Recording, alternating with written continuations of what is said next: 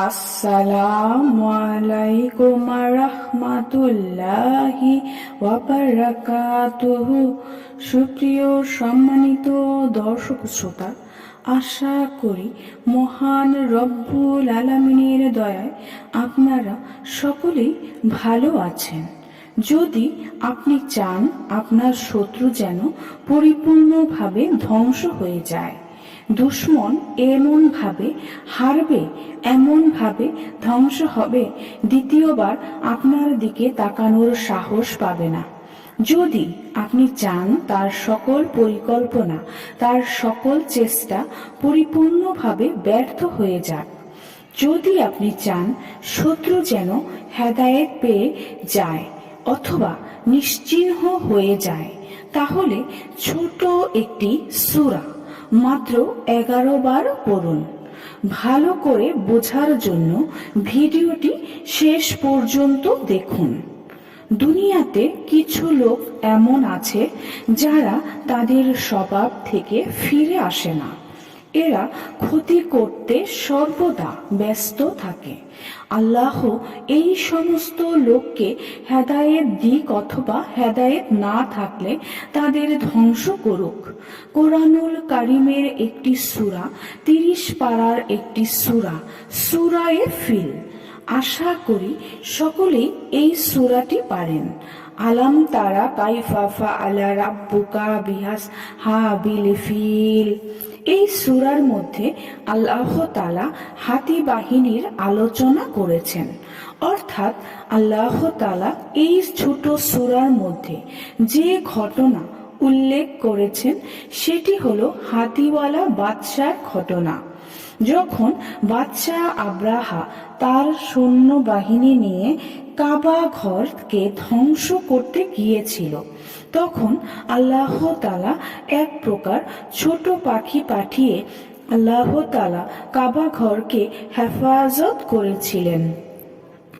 এই ছোট ছোট পাখিগুলো তাদের মুখে ছোট ছোট কঙ্কর নিয়ে এসেছিল।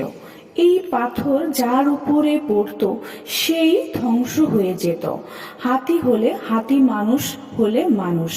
এমনকি এই পাথর মাথা দিয়ে, পেট দিয়ে বের হয়ে জমিনের ভিতরে চলে যেত। এত প্রভাব ছিল এই সূরার মধ্যে। আল্লাহ তাআলা দুশমন থেকে কাবা ঘরকে হেফাজত করার ঘটনা উল্লেখ করেছেন।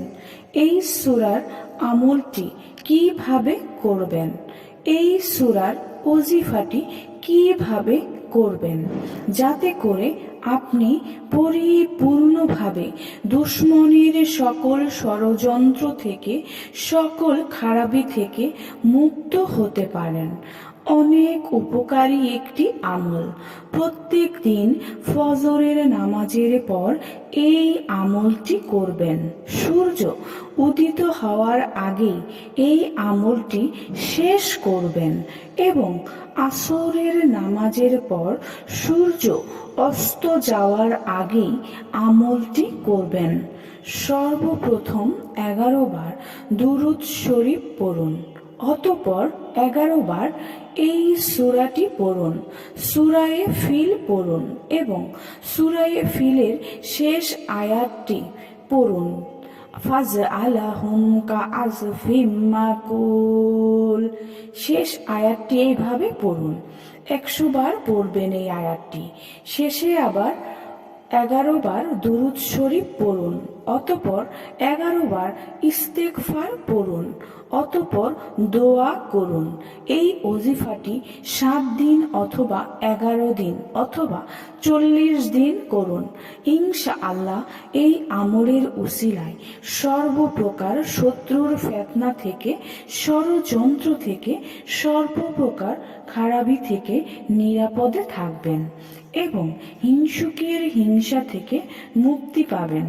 আল্লাহ তাআলা তার সকল ষড়যন্ত্রকে ব্যর্থ করে দেবেন।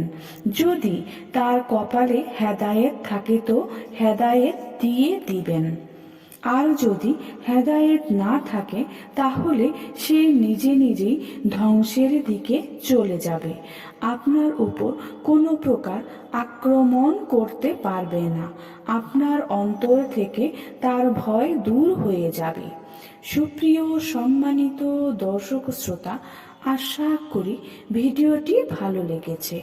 ভিডিওটি যদি ভালো লেগে থাকে অবশ্যই চ্যানেলটি সাবস্ক্রাইব করবেন, লাইক করবেন, কমেন্ট করবেন এবং বেশি বেশি শেয়ার করে দিবেন। সবাই ভালো থাকবেন। আল্লাহ হাফেজ।